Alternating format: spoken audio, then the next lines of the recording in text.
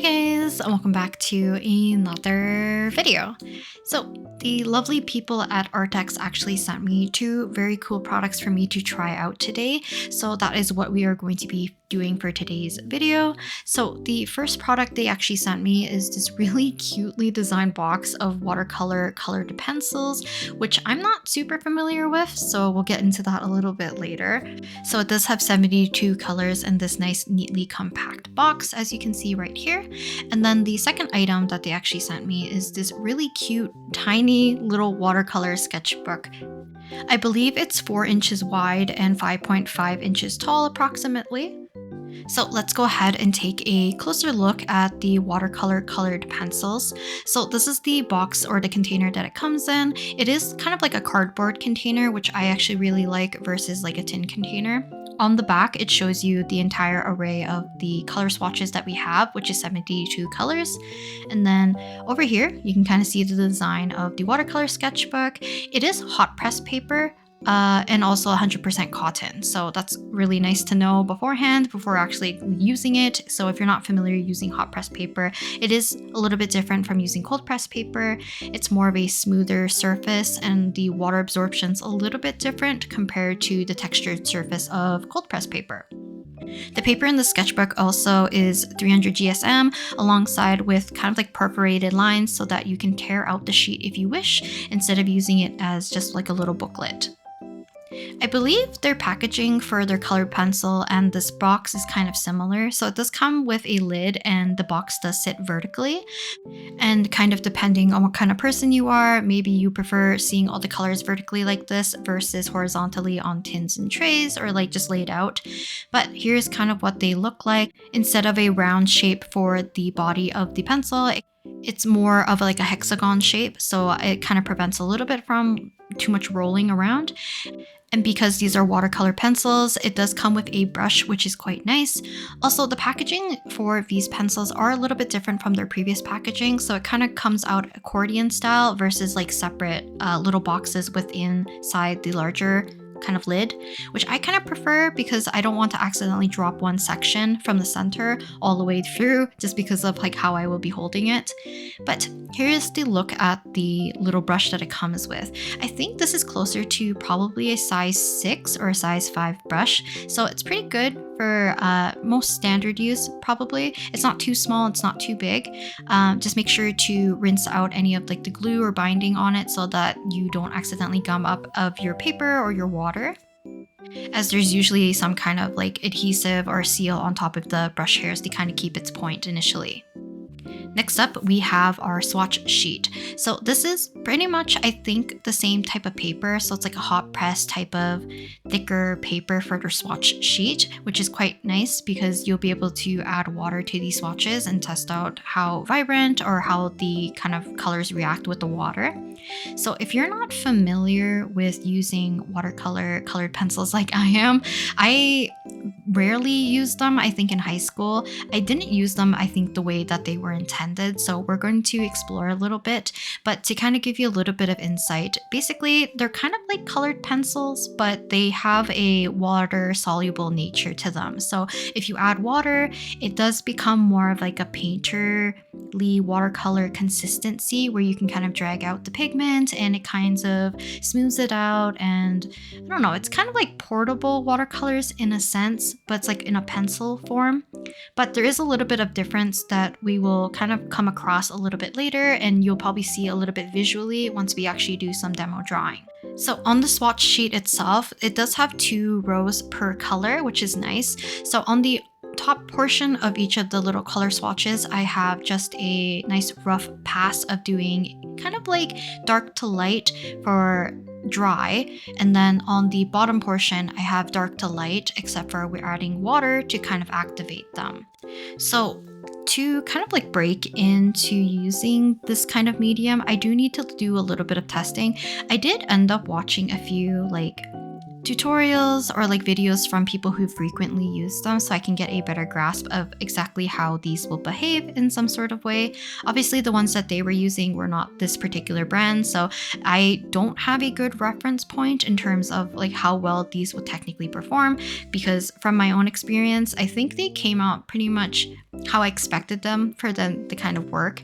So starting off in the Watercolor Sketchbook, like I mentioned, it is hot press paper. It kind of has that smoother kind of texture. And I believe using the watercolor pencil type of medium works best on hot press paper or like a smoother surface. So I went ahead, did a sketch in kind of like the red color that I usually use, which is the palette Color ENO. I went ahead and did line art with the Ohuhu brand fine liners, erased some of my lines, and then I went ahead and started to basically layer up my first pass of doing the watercolor colored pencils. Because from at least what I've learned a little bit from watching some other people who have a lot more expertise in this particular medium, doing your like your pieces, your artwork and stuff in layers is very crucial, and starting light to dark is also very crucial. So I tried my best to not press too hard with the pencils. One, because we're kind of making sure we're adding down kind of like the pigment to the paper first, and I don't want to accidentally indent the paper, nor do I accidentally want to leave marks that won't be able to be blended away by using water and a brush. So right now for the skin, I ended up doing a light kind of pass of peach, and then I added a little bit of like pinks and a little bit of oranges to do kind of like my base, but I wanted to do a little bit of indication of like where to add a little bit of blush, shadow, and a little bit more warmth to the face. By the way, I'm drawing my OZ Musiki as a test. I know he looks a little bit derpy because of the spacing of the eyes and just the angle of where I drew him technically, because they don't technically match up too greatly. I don't think like the artwork I did in this video is like my favorite. It's mostly for like demonstration purposes because I'm still trying to learn the medium. I'm not here to make like super great art per se. I'm just gonna try my best, and then in the future, if I do wish to, I will try and reattempt to use this medium again, because it would be nice to learn how to use it more optimally in the future. So while I let the face dry, I went ahead and worked on the scarf. So same thing, I layered a few colors together, a base of a green, a little bit of yellow near the highlights, and then a darker green for where the shadows are. Then I went back into the face, and I kind of screwed this part up by layering it a little bit too dark and then having to really lift up some of the color, because I added the purple to become a little bit too dark on his face for the second pass of the shadow. But after that, I let it dry again. I added the brown for his hair alongside with his sweater. And at this point, I think one of my issues is not letting some of my layers dry fully before adding another pass of the colored pencil on top. So it's kind of interesting using these, because before you activate it with water and really like spread it around, blend it out, maybe you want to like feather it or whatever, you really have to think about whether or not you're doing like a flat base or like a flat pass of the color, or if you really want to layer it up and have a little bit more of dimension, or you want a gradient. So it's a lot of back and forth for me to kind of experiment whether or not I like a certain look more. I wanted to see how certain colors layered up on each other and how vibrant they are. I also had a little bit of an issue, and this is not like a fault of the product. This is definitely like me not understanding how to use the medium that well. I feel like when I lay down the water, I'm mostly pushing the pigment around. So you can kind of see some areas where it seems a little bit more splotchy, and especially like his hair. But to kind of get a better grasp, I wanted to do another piece on a larger sheet of watercolor paper. So I pulled out my Ruben sketchbook, and here's some like my past watercoloring little pieces in this particular watercolor block. So I'm going to show you guys a bit of a comparison of a watercolor piece, a colored pencil piece, and the watercolor colored pencil at the very end, so you can kind of see the difference in texture alongside with just how they behave on this particular paper. So this paper is also hot pressed just to make sure that things are fairly similar to my test on the Arrtx watercolor sketchbook, which I will definitely use more in the future.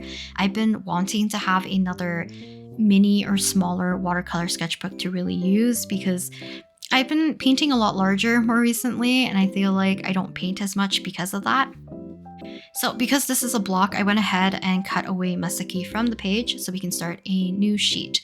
Now, today's little sketch did not really go as planned. So my initial idea was actually to draw Himeko, and I was going to draw more of like a waist up, but for some reason I chickened out. I think it's because like if I did a waist up, it would have been a little bit too zoomed out, so I wouldn't be able to get probably fine enough details because I do not trust myself quite yet to use like more of a sharper point to the watercolor pencils, or like I don't know how exactly I want to add details, I guess this might be like a better way of putting it. So instead I opted to do more of like a headshot. I wanted to add like a thinner background instead of doing the full page with full color, so that I could just play around to see how I wanted to blend the colors for the most part, because I'm going to be training this one as kind of like a second test anyways, and then in the future I might revisit this medium.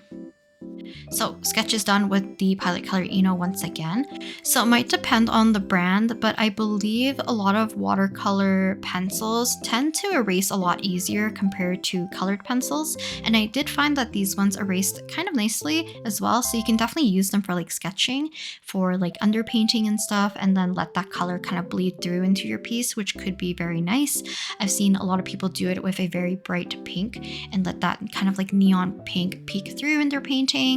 So you don't really have to use these ones specifically for painting. You can use them for sketching. You can use them for like embellishment, for texture, which I'll get into a little bit in terms of probably like the direction I would take using this medium in the future, rather than how I actually attempted it for this piece. So like I mentioned, I was going to draw Himeko, so it's gonna resemble her but not really look like her. At this point, I'm going to be focusing more on trying to build up the piece as much as I can towards a place where I feel like it looks a little bit more finished. So to start off, I ended up doing a little bit of a shading or pass of yellow in the upper left-hand corner and these little like flower or butterfly-esque shapes, because I wanted to have some areas that were going to be vibrant and light.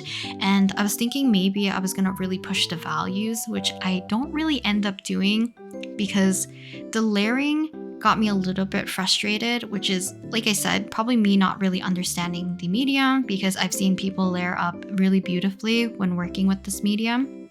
But it's kind of like similar steps.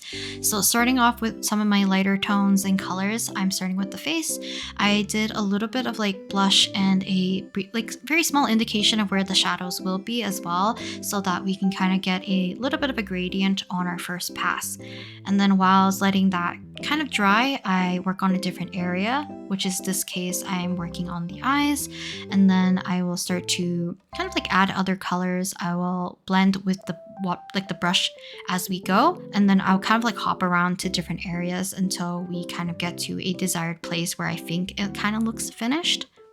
So I believe there's also like other techniques you can use when working with these types of pencils. One is like what I'm doing, and I think a lot of people do this anyways, which is like layering down or putting down a pass of your colors directly on the page, and then taking your brush, wetting the already placed down graphite or whatever you want to call it, and then like activating it and kind of like blending it out, smoothing it out, and it kind of gives a little bit more of that watercolor-esque kind of feeling. But I've seen other people like, I believe it's not super recommended, but I guess if you know what you're doing, you can dip the pencil in water briefly to get some lines to appear a little bit more easily, but you're not going to really like be blending it out or anything. So this would be good for like line art, details, anything that needs a little bit of a darker, more opaque kind of look. I will attempt this a little bit later, but for the most part, I mostly add color directly to the page and then wet it with the brush. Now, I do really like this brush that it came with because it's a nice size for just like pretty medium to small paintings, I would say.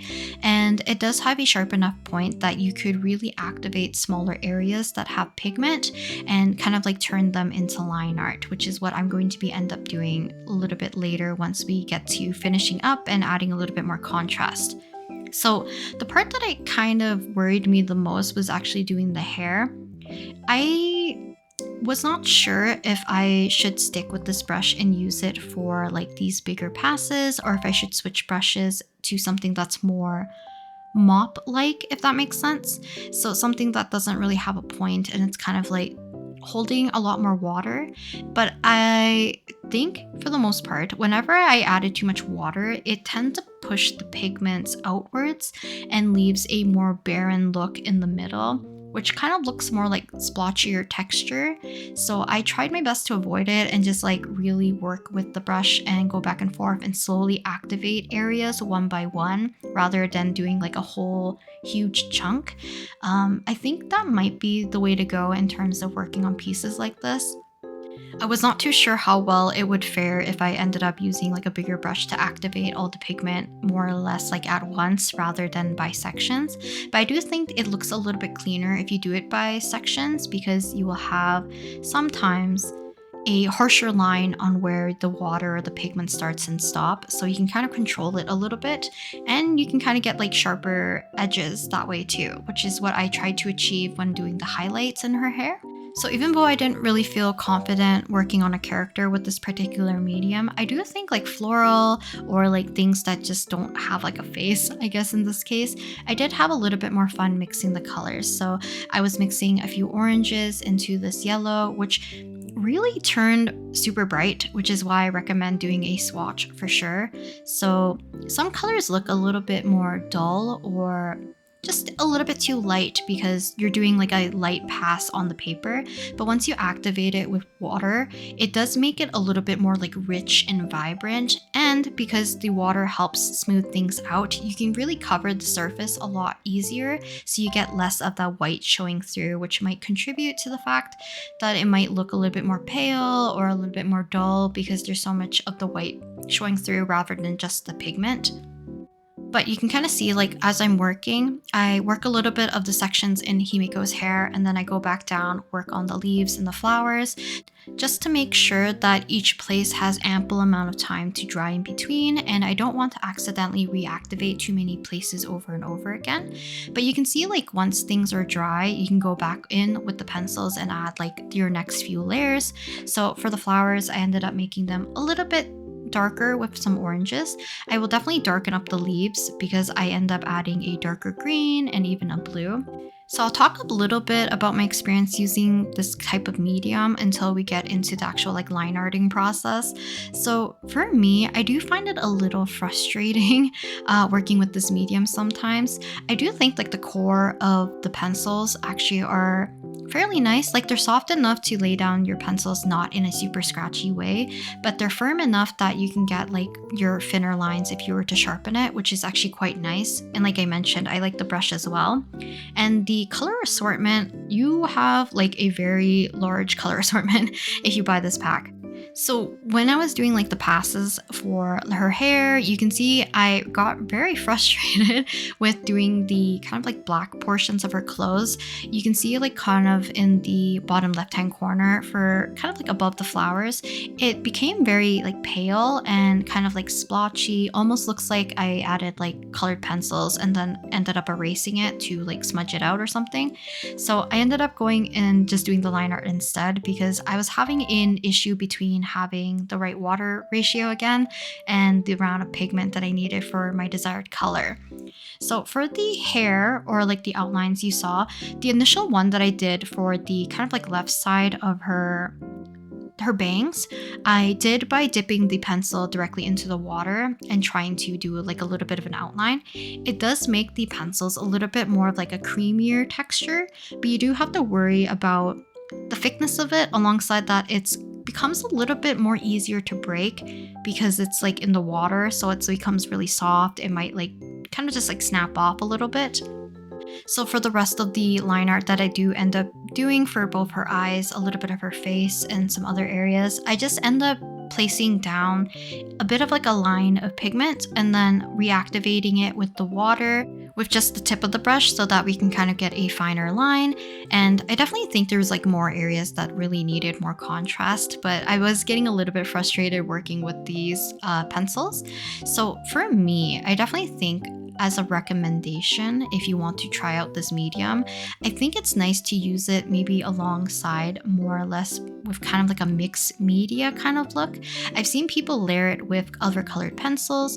You can also, which I think I might do in the future, After you're finished doing a lot of the detailings or like your first few passes of your washes, laying down your colors, layering and all that stuff, you can definitely just go in directly with the pencil and not need to activate it with water at all, and just do that to do any like embellishments, line art, or even just like if you like texture, you can definitely add it in with the colored pencil at this point.